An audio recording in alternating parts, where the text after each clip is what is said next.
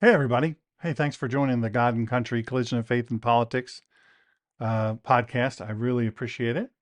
And while you're at it, click on that like and subscribe. I really appreciate you doing that. Um, it's important. I mean, it goes nowhere if you don't do that. No pressure, no stress. But yeah, it really is true.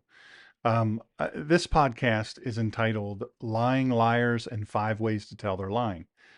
Lying liars and five ways to tell they're lying. Also, we're going to talk about some controversial subjects. And this is going to be not Bible teaching, although there are many biblical principles that apply here.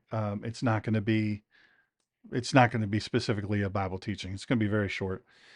So please like and subscribe. I'd appreciate it if you do. That means a lot to me. Let's get right in. Lying liars and five ways to tell they're lying. I want you to think about, before I begin, think about recognizing any of these traits, any of these five traits during the first 3 years of the current administration. And these are called lying buckets. And this is taught by the Central Intelligence Agency, CIA, to their clandestine officers um, and various other operators that um, these are five CIA clusters to look for truthfulness, and the mnemonic is EPARM, EPARM. So you look for these clusters below, not just one or two typically, but more than one or two, right? You want to make sure that we're doing the right thing here and getting a good sample. So the first one is evasion, right? Hiding information to avoid being caught in a lie. Maybe that's a technical or a data hiding, or it's a physical paper or a physical item hiding. They're trying to hide an item. They're trying to keep from disclosing an item or issue or thing or truth being discovered. So that's evasion. That's the E of the EPARM. Persuasion. Look, they're trying to persuade via convincing with a lie versus conveying truth.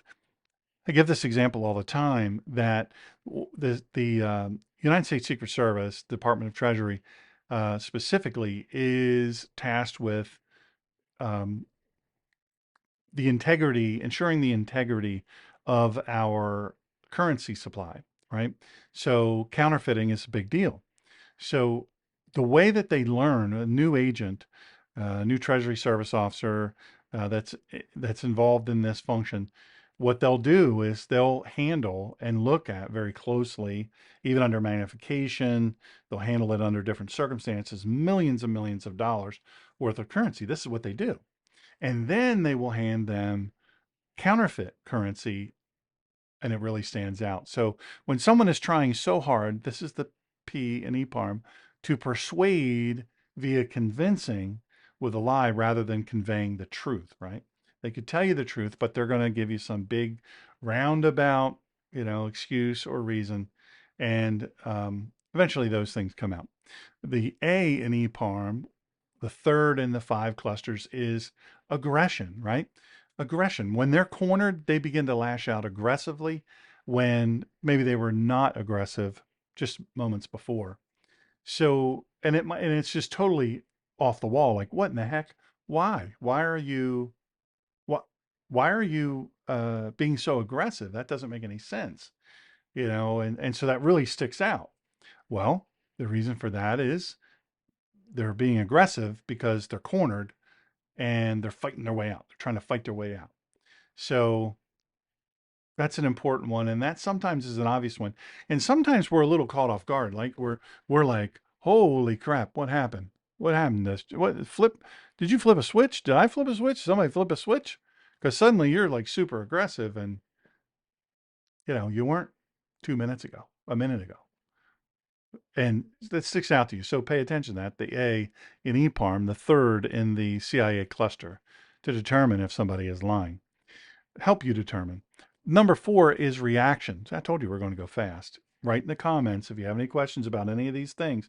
Put in the comments any questions or comments, and I'll address them. As soon as this is posted and as soon as I can see the comments, boom, I will absolutely respond. It'd be my pleasure to. So reaction, that's number four in EPARM. reaction, nonverbal, their body language indicators, reactions. Maybe they're super fidgety above the waist when there's not a reason for them to be fidgety. There's not a medical issue. There's not an injury. There's none of these things. They're being super fidgety, tapping their foot below the waist indicators, moving their feet, um, crossing, uncrossing their legs, crossing and uncrossing, crossing and cross, just that movement, that tick, sort of that tick, we think of.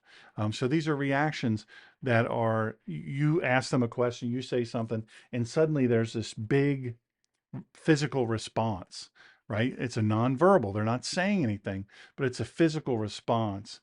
Where were you on when you told me you were at church practicing How Great Thou Art in the choir? I looked on Find My iPhone and you were actually over to an apartment complex where I know Marquita lives and or where she stay. And, why did Find My iPhone show that you was over at Marquita, which we've had a problem with before? This is Bill Schmuckatelli. I beat on Tom Schmuckatelli the last podcast.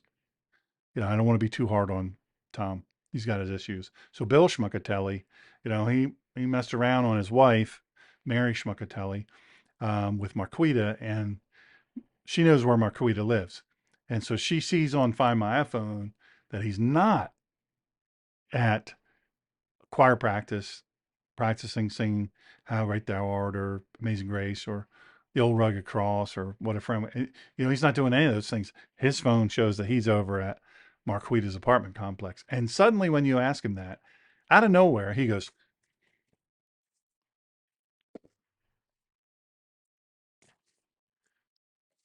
you know, or anything like that. It's out of nowhere, but it's in reaction to that.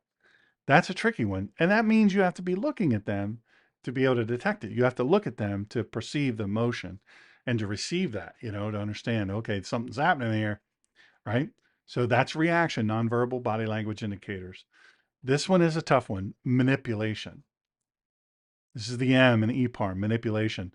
They're trying to buy time and throwing you off by restating your question. Maybe you asked Bill Schmuckatelli, that maybe you're Mary Schmuckatelli, and you're asking Bill Schmuckatelli a very simple question. Why, Bill, did your Find My iPhone show you over at Marquita's apartment complex when you said you were up in the church at choir practice, practicing for your lead role, lead part and solo in How Great Thou Art? You told me that you were there, but you weren't there. And then Bill Schmuckatelli kind of waits a little second more, and he goes, so you want to know why um, the iPhone, Find My iPhone, was reporting me in a place that I wasn't actually, right? And they're doing it. They're doing it. They're saying this. They're restating your question. Usually they fiddle with it, just like the enemy, Satan did when he, took Yeshua up on, he fasted for 40 days. Anyway, in the temptation of Jesus, I'll teach about that. I love doing it. But he skewed scripture just a little bit, and the Lord corrected him each and every time. Anyway, so they'll restate the question, and but they'll alter something. And they're doing it, under the guise of, well, I'm just trying to clarify. Look, I want to tell you the whole truth, nothing but the truth, so help me God. That's what I want to do. That's what I'm about. I'm about all the truth. I'm about truth all the time.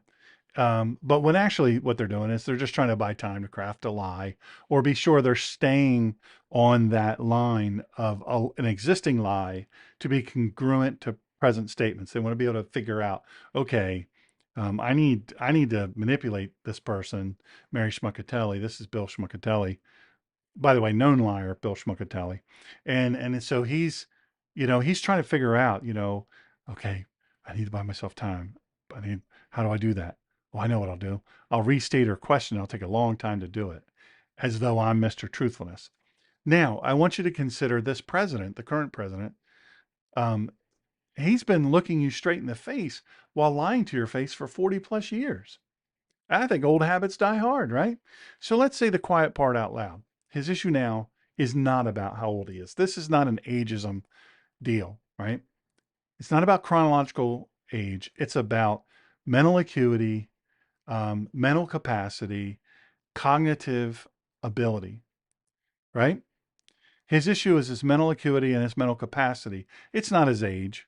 It's not his age. And to some degree, the lying, he's a known liar. He's lied throughout his career. I mean, he had to end a presidential bid at one point in the past because he got caught lying and viciously plagiarizing. And he's been caught doing that again. The guy's got a problem with lying publicly and privately. That's a very known thing. So many have been asking on both sides of the aisle now for a cognitive test to be performed, such as the last president, number 45, submitted himself to during his presidency, right? Remember that? He submitted to that. Disinterested third party did the exam, came out with not only flying colors, but even better. They said he was extremely intelligent. For whatever you think of him, he's not stupid.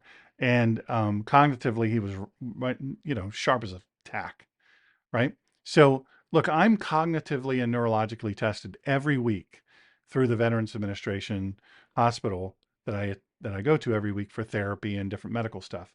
This happens, medical professionals do this because I have a spinal cord injury, I have a traumatic brain injury, I have structural injury, I have a cardiac injury, and you may not be aware of this.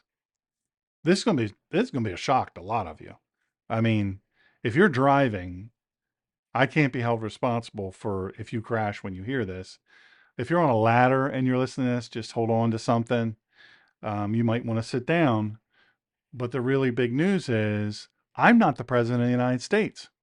I'm not even the president of a fan club, let alone my own fan club. I wouldn't elect myself to be the president of my own fan club. Yet every week I submit to cognitive testing. Every week. Every time I'm in front of, they check all that stuff to make sure I'm still good. And sometimes, I drive a car. Sometimes I'm not fit to drive. And if I'm not fit to drive, I don't drive. I cancel my appointment. Or if I can get a hold of one of my buddies from church, they'll take me. It's just how it is. If I will not drive, if I'm in any way, any risk of driving. I'm not sharp. I just don't do it. I won't get, I'm not supposed to get on a ladder. Don't tell anybody. I'm not supposed to get on a ladder, but if I'm feeling pretty good, I might get on a little ladder and maybe put a picture up or some kind of thing. But the fact of the matter of it is, I submit to that every week. A third party, disinterested party, they do that. And I think it's time, I think it's time that the current president submit to a mandated third party administered cognitive assessment. Now, the real question is the people around him surely know what his situation really is, right? Some of this has been leaking out. But you have to ask yourself, why, if the people around him truly believe that he's not cognitively impaired, why wouldn't they submit him to testing, to a cognitive assessment? And if they know, if the people around him and love him and all of that, they know that he is impaired, why are they covering that up? I mean, it's become increasingly apparent, much more apparent, honestly, over the last 3 years. Why haven't they acknowledged that he is impaired and easily manipulated? Wait a second. I think I may have discovered why. How about you? Let me know your thoughts on today's podcast. Let me know what you think in comments. Please like and subscribe. I appreciate it. If you have some biblical passage curiosities or maybe biblical topical passages curiosities, please let me know in the comments. Send me that message, however you want to do it. And I would absolutely love that. I have literally thousands of pages of topics that I love to teach on and series that I'll be doing.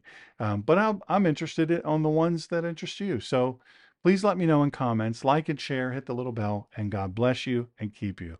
Take care. Thanks so much for listening.